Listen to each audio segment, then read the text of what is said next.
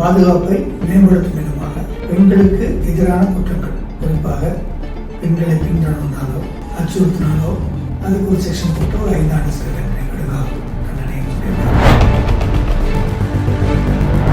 படி தட்ட முடியாத ஒரு சூழ்நிலை இருக்கிற மக்களுக்கு நீதி கிடைக்க வேண்டும் என்பதற்காக ஒரு புலனாய்வுக்கு அதை நீதிமன்றம் குற்றங்களை செய்வதற்கான காரண காரியங்கள் யார, எவை என்ன சூழ்நிலை, எங்கே எப்படி எந்த வகையில் அந்த குற்றங்கள் நடப்பதற்கான தூண்டுதல்கள், அதை எப்படி தடுப்பதற்கான வழிமுறைகள். 10ஆம் கிளாஸ் படிக்கும் போது இந்திய அரசாங்க சட்டத்தை ஒரு புக்கை வாங்கி அந்த சட்டத்தை படிக்கணும். டெய்லி ஒரு சட்டத்தை படிக்கணும், தெரிஞ்சுக்கணும் சார். இப்படிலாம் தெரிஞ்சாதான் இந்த கோழைத்தனமான அரசியல்வாதிகள் நீதிமன்றம் தானாக இந்த நிலையை எடுத்து தானாக அரசாங்கம் செய்யற நடவடிக்கை எடுத்து அதை சிபிஐ என்ன சொல்றீங்க, சிபிஐ போய் அதை விடக்கூடாதுன்னு நீங்க எதிர்பார்க்க மாட்டீங்க.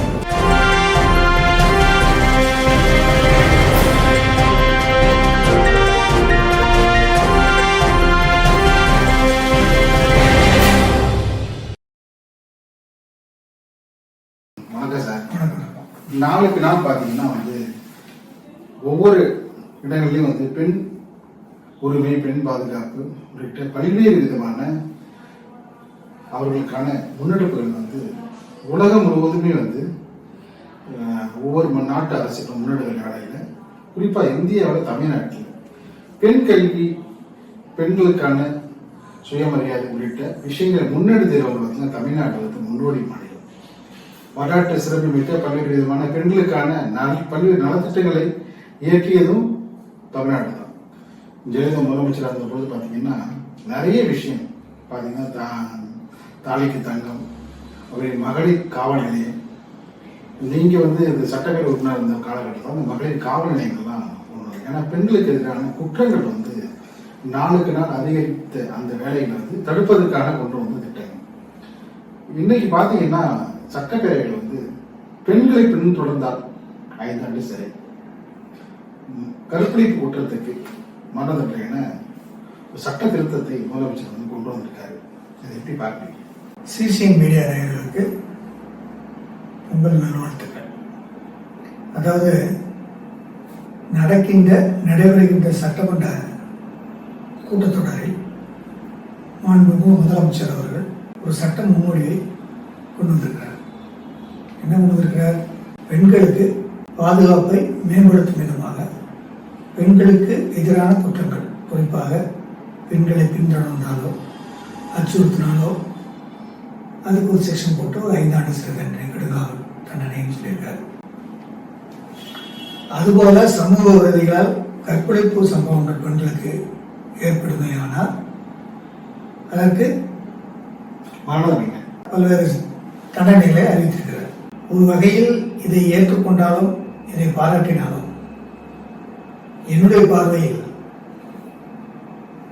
முன்னாள் சட்டமன்ற உறுப்பினராக ஒரு அரசியல் கட்சியுடைய தலைவராக என்ன பார்க்கிறீங்கன்னா, எந்த ஒரு சட்டங்களை ஏற்றினாலும் அந்த ஏற்றப்பட்ட சட்டத்தினால் வெப்பன் இன் தி ஆர்டினரி, போர்க்களத்தில் அந்த ஆயுதம் எவ்வாறு பயன்படுகிறது, எவ்வாறு பயன்படுத்தப்படுகிறது, எவ்வாறு அந்த பயனை தந்தது என்பதை போல ஏற்றப்படுகின்ற சட்டத்தின் வாயிலாக குற்றங்கள் குறைக்கப்படுகிறதா, அந்த சட்டங்களை முழுமையாக நாம் செயல்படுத்துகிறோமா, அந்த சட்டங்களை செயல்படுத்திய தவறிய அதிகாரிகளை நாம் என்ன தண்டனை உட்படுத்துகிறோமா, சட்டங்களினால் குற்றங்கள் குறைந்திருக்கிறது என்று சம்பந்தப்பட்ட துறையும் சம்பந்தப்பட்ட அமைச்சரும் சம்பந்தப்பட்ட அரசு செயலாளரும் சம்பந்தப்பட்ட உயர் அதிகாரிகளும் அவ்வப்போது ஆய்வு செய்கிறோமா, அந்த சட்டத்தினால் பொதுமக்கள் பயன்பெற்று அதை ஆராதித்து அதை பயனடைந்து அதை மகிழ்விக்கிறார்களா, அப்படி ஒரு ஃபீட்பேக் அரசாங்கம் பெறுகிறதா? 5 6 இதுதான் முக்கியம்.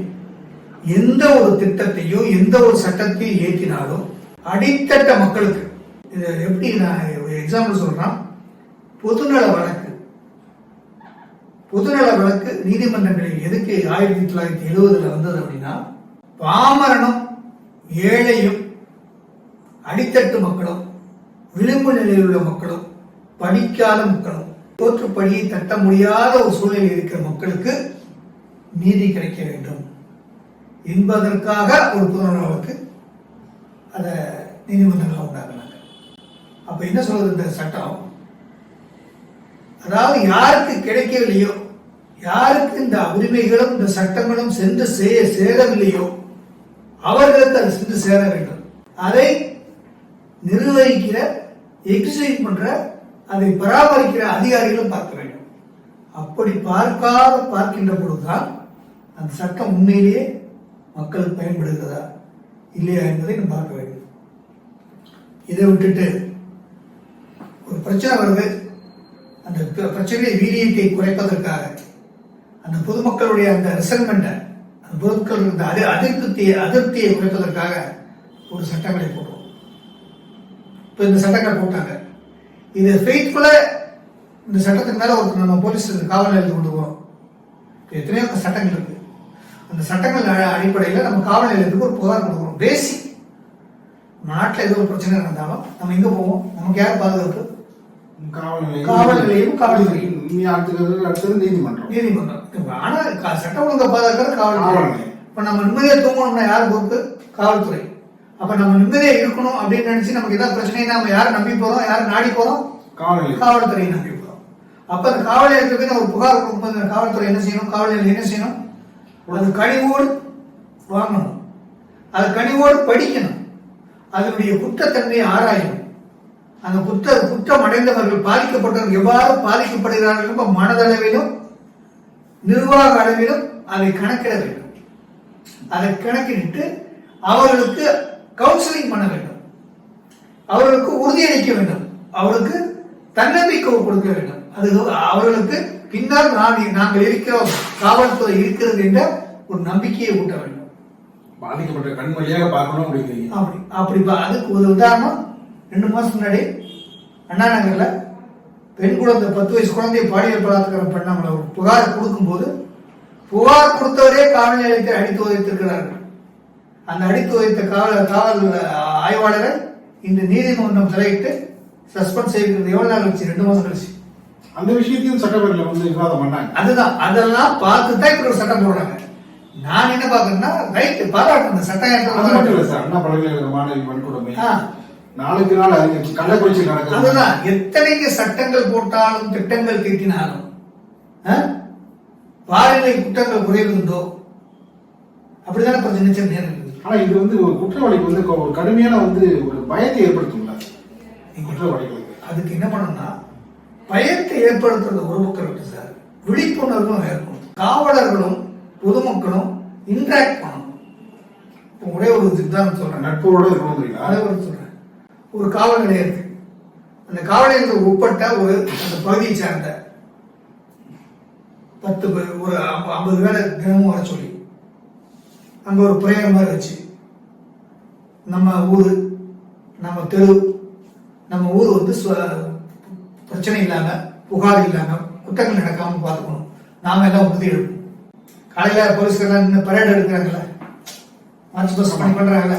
ஆனா அது சில ஊர் நடந்து சொல்றேன். இது இப்படி பண்ணோம்னா அப்போ அவங்களுக்கும் அந்த காவல் நிலையங்களுக்கும் காவல்துறைக்கும் பொதுமக்களுக்கும் ஒரு நல்ல ஒரு அன்பு பாலமா அது இருக்கும். அப்போ ஒரு நெருக்கம் இருக்கும், ஒரு இன்க்ளூசிவ் பாலிட்டிக், இன்க்ளூசிவ் அட்மினிஸ்ட்ரேஷன் இருக்கும் பொழுது நான் உங்களுக்காக இருக்கிறேன், நீங்க எங்களுக்காக இருக்கும்.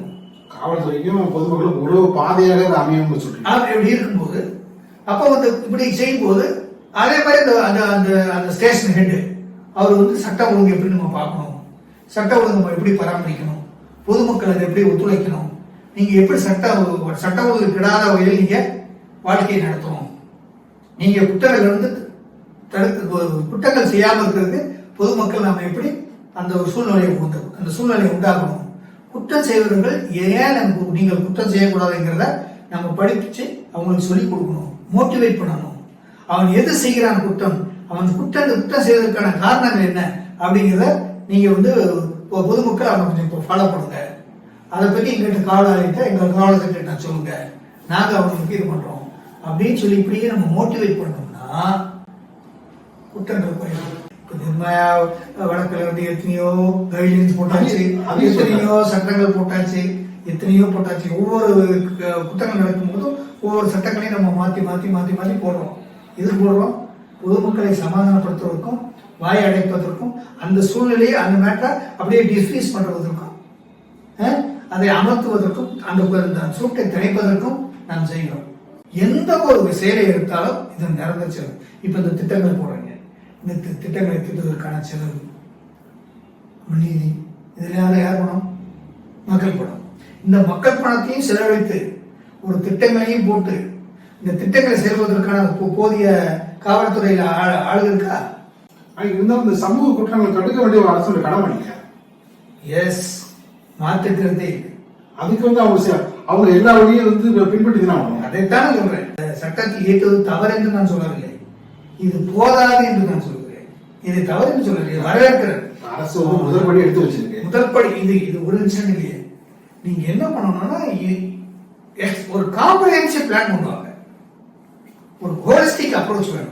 காம்ப்ரிஹென்சிவ் பிளானா பல்வேறு கோணங்களையும் இதை அரசு ஆராய்ந்து எப்படி குற்றங்களை தடுப்பு, குற்றங்களை செய்வதற்கான காரண காரியங்கள் யார, எவை எவை, என்ன சூழ்நிலை, எங்கே, எப்படி, எந்த வகையில் அந்த குற்றங்கள் நடப்பதற்கான தூண்டுதல்கள் இருக்கின்றன, அதை எப்படி தடுப்பதற்கான வழிமுறைகள் என்ன, ஒட்டுமொத்தமா காம்ப்ரிஹென்சிவ், அதாவது நிறைவான முயற்சி எடுக்க வேண்டும். அந்த நிறைவான முயற்சிக்கு இது முத்தாற்போடு சட்டம் இயற்றியது.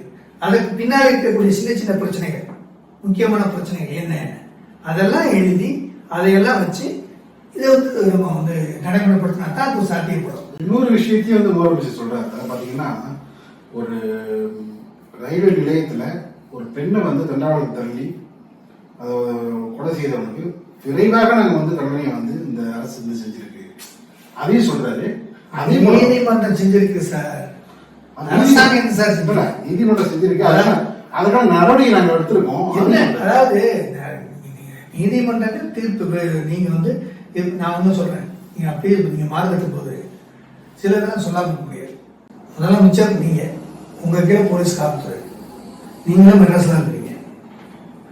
அண்ணா நகர் நிகழ்ச்சி நடந்தது மெட்ராஸ் தான், உங்க தொகுதி பக்கத்துல தான், உங்க தொகுதி போற வழியில இருக்குது. ஒரு அப்பாவி 10 வயசு பொண்ணு, அந்த பொண்ணை கற்பழிச்சு அதுக்கு எடுத்து அதை கொண்டு போய் எங்கள் அப்பா அம்மா ரொம்ப வாழ்க்கை ஏழ்மையான நிலையில் உள்ளவங்க, அவங்க கொண்டு கம்ப்ளைண்ட் கொடுத்தா நீங்கள் வந்து அங்கே வந்து அடித்து உதைச்சி அப்படி இருக்கும்போது போலீஸ் ஸ்டேஷனில் டார்ச்சர் பண்ணும்போது போலீஸ் போலீஸ் தவறு செய்தவர்கள் என்ன நடவடிக்கை இருக்குன்னு ஸ்டாண்டர்ட் ஆப்ரேட்டிங் ப்ரொசீஜர் ஏற்கனவே ஹோம் டிபார்ட்மெண்ட்டில் இருக்கு.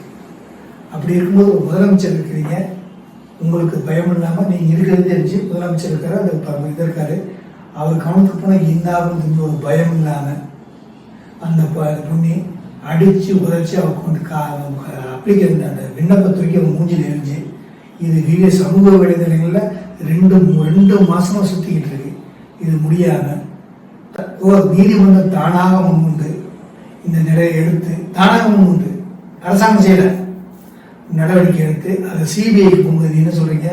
சிபிஐல போய் அதை சிபிஐக்கு விடக்கூடாதுன்னு நீங்க எதிர்பார்க்க மாட்டீங்க. அங்க போய் நீங்க அப்பவே பார்த்துட்டு உங்களுக்கு தெரியாதா? உங்களுக்கு என்ன தவறு நடந்தது தெரியாதா? நீங்க நாங்க சொல்றதெல்லாம் கேட்க வேண்டாம், சோசியல் மீடியால வந்ததெல்லாம் நீங்க எடுக்க வேண்டாம். உங்களுக்கு ஒரு ஆபீஸ்ல கூட்டு அது என்னன்னு கண்டுபிடிச்சிட்டு வாங்க, ஆப்தடி கார்டு அடிச்சுட்டு ஒரு நிமிஷத்துல இன்டெலிஜென்ஸ் உங்களுக்கு ரிப்போர்ட் கொடுத்துரும் யார் மேல தப்பு. உடனே அவனை கூப்பிட்டு அப்படியே கூப்பிட்டு கேட்டு தப்பா அன்னைக்கே நடவடிக்கை எடுத்திருந்தா பாராட்டி. இப்போ நீதிமன்றம் தலையிட்டு நீதிமன்றம் போட்ட சிறப்பு விசாரணை குழு அமைச்சு அவங்க தானே சார் கண்டுபிடிச்சு அந்த இன்ஸ்பெக்டர் அரெஸ்ட் பண்ணியிருக்காங்க, நடவடிக்கை இதை அரெஸ்ட் பண்ணியிருக்காங்க.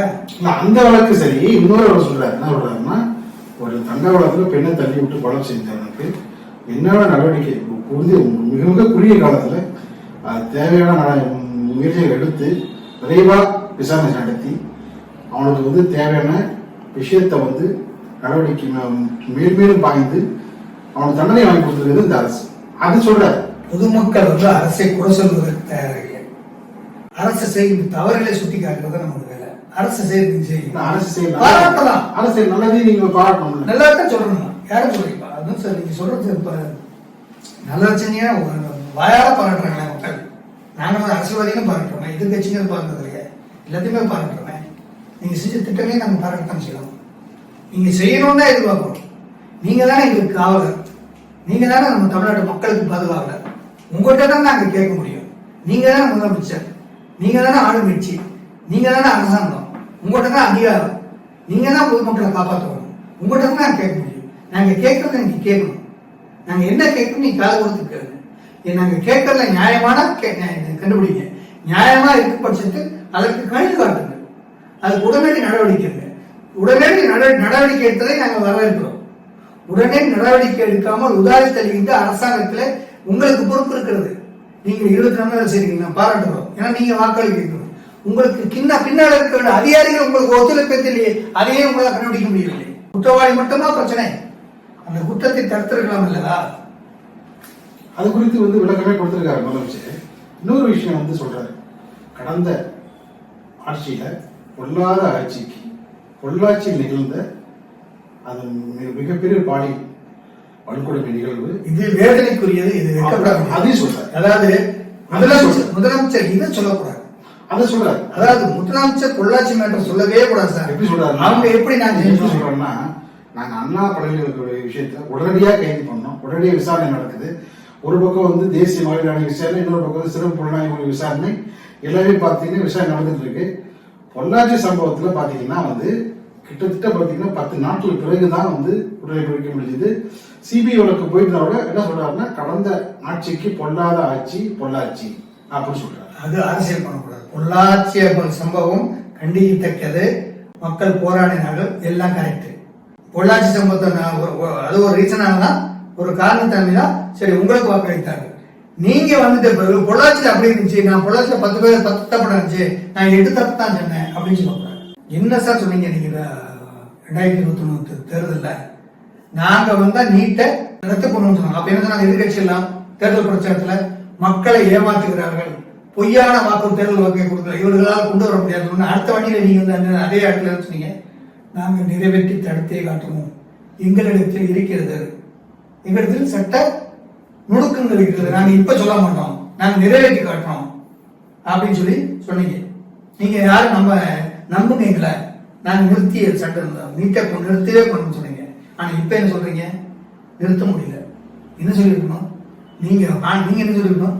நாங்க வாக்குறுதி கொடுத்தோம், நிறுத்துவோம்னு சொன்னோம், அதுக்காக ஏகேஆர்எஸ் கமிட்டி போட்டோம், எல்லா சட்ட நுணுக்களையும் கொண்டு போனோம். ஆனா எங்களுடைய கணிப்பு தவறாய் போட்டு போயிருது. என்ன நாங்க வேணும்னே சொல்லல அப்படின்னா நீங்க மக்கள்கிட்ட சொல்லிட்டோம்ல.